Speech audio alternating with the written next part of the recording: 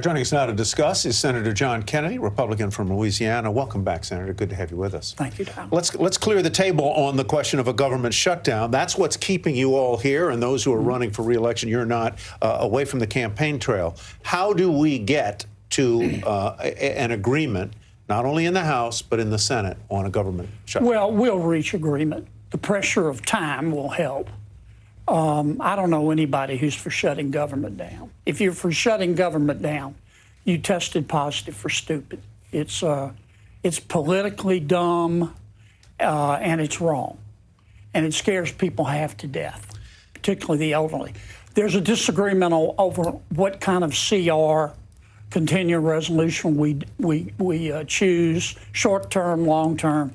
We'll get it worked out. The sticking point, or a sticking point, as I understand it, is that in the current bill, there is a link in the legislation requiring proof of citizenship to register to vote. Right. Is that truly the sticking point? Will that persist and be in the final version of this bill? Well, Senator Schumer, who has, of course, the Democrats have control of the Senate, says it will not be in the final bill. I haven't talked to Chuck about it. Is he bluffing? I don't know. That's got to pass the House first. And Speaker Johnson, I support Speaker Johnson's Plan A, but they're going to vote, I think, today. I don't know if Plan A is going to pass, and I haven't seen his Plan B. So on the issue of how the government should be funded, with the way that the debt levels are rising, and you know the numbers better than anyone, what's your philosophy about this issue? Is it better, as you said, if shutting it down is stupid, is it better to keep it open no matter what the extension is, 30 days, 60 days, 6 months in this case, or does there need to be a clearer plan for kind of more permanent funding that is married with some action on the deficit and debt situation? Well, short term, we know if we shut government down, we're not going to leave it shut down. And it just scares people unnecessarily, particularly the elderly. Longer term, here's what we'll be grappling with in the next Congress.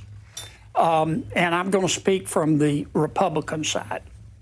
We want to extend the tax cuts. How do we extend the tax cut? And I'm not saying I'm for all of this, but the issue is, how does one extend the tax cuts, cut taxes on wages, cut taxes on overtime, stop deficit spending, reduce the debt, and spend 5% of our income on the military? Now, that's the bottom line. That's why the deficit is as big as it is. That's why the debt is as large as it is. And it's the old guns versus butter. And I know it tastes like fishbowl water when I tell my constituents we can't do all of those things. The math just doesn't work. Something's going to have to give. And that's longer term what the fight's going to be over. Do you think that apart from renewing some of the tax cuts that were in the 2017 legislation, freeing tips from taxation, freeing overtime from taxation, freeing Social Security benefits from taxation, is that plausible? Here's what I think. I think the biggest economic problem facing the American people is inflation. It's gutting the middle class and lower income people like a fish. We're not going to be able to reduce prices. I know we've reduced inflation, but we're not going to be able to reduce the actual prices without doing one or two things: going into a recession, which nobody wants, or number two, growing our way out of it. We've got to do something to stimulate this economy. It's very, very weak. And about 5,000 years of history demonstrates to us that if you want to increase income, if you want to increase wealth, you've got to increase output. You're not going to increase output by raising taxes. If you tax something, you get less of it. The issue just being, of course, as people would say, that output has remained fairly consistent throughout all various levels and degrees of tax-cutting cycles. And the issue is that Trump's policies, in part, helped to grow the debt pile we're now servicing. And the deficit is so wide at 7% of GDP right now, there's going to be pressure to close it. So I don't know, even if you wanted to incentivize a faster-growing economy, what other options do you have? I just don't agree with you. I respect your opinion, but I don't agree with you. When we cut those taxes in 2017, if you look at the numbers in 2019, it clearly stimulated the economy. Wages went up, especially at the lower end of the wage scale. Companies repatriated trillions of dollars from overseas. They did, but the Fed still cut rates in 2019. But then we had a pandemic. Yeah. And all bets were off in terms of judging. What I would like to see us do on the tax cuts is go through every single one and say which one of the tax cuts worked, which ones didn't work, and let's do the ones that worked and throw out the ones that didn't work. Now, that sounds entirely too reasonable. Well, that may be the problem. I mean, I don't know if it's a path towards winning in November either. You're talking about SALT. All of these constituencies are so valuable in a very tight election. Well, we know this. Nobody wants a recession. If I don't know if I can say this. If we have a recession, Google will have to lay off 25 members of Congress, and that will be terrible. Okay. We need to find to my way of thinking, the way you attack inflation, because as you said, the rate of price growth has declined, but prices are still higher than they were. Yeah. The way you have to fight it is by putting more dollars in people's pockets, one way or another. No question. Let's turn to that issue of economic stimulus. You favor a rate cut today. Yes. The leader of your party, President Trump, former President Trump, has said warned that rate cuts are, quote, something that they know, the Fed, they shouldn't be doing. Mm-hmm. So that's a difference between you and him. Yes.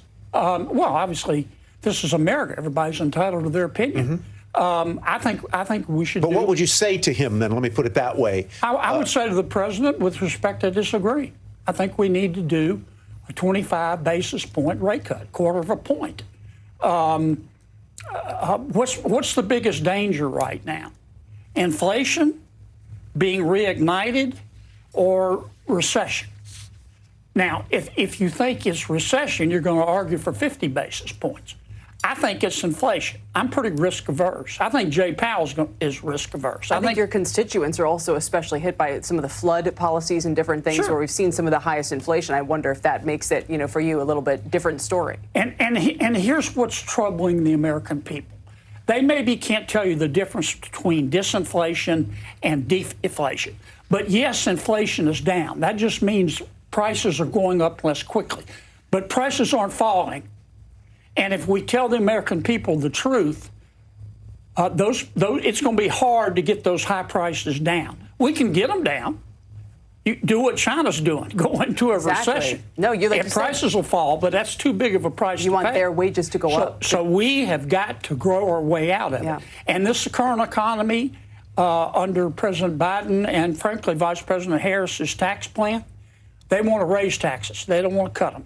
And I do not think that it will grow the economy, and that's the only way we're going to get out of these, get away from these. But the economy has been growing above trend over the past couple of years. Oh, I don't agree with that. I just don't. Well, the numbers say it is. We have 2% growth now, and we want to have a toga party.